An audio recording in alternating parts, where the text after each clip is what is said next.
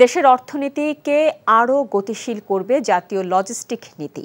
এটি বাস্তবায়ন হলে সহজে অল্প সময়ে স্বল্প খরচে পণ্য পরিবহনের মাধ্যমে আমদানি রপ্তানি নতুন মাত্রা পাবে।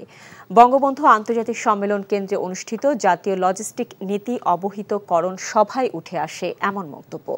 সেই সাথে বক্তারা বলেন, উন্নয়নশীল দেশে রূপান্তরের পর কমবে নানান বাণিজ্যিক সুবিধা, বাড়বে চ্যালেঞ্জও। এসব মোকাবেলায় বাংলাদেশের সক্ষমতা বাড়াবে সরকারি বেসরকারি অংশীজনদের পদক্ষেপ, যার সমন্বয় করবে সরকারের নতুন এই উদ্যোগ। সংশ্লিষ্টরা জানান, লজিস্টিক নীতির আওতায় পণ্য উৎপাদন থেকে শুরু করে ভোক্তা পর্যন্ত পৌঁছতে মূল্য নির্ধারণ করা যাবে সমতার ভিত্তিতে। এতে সাধারণ মানুষ উপকৃত হবে।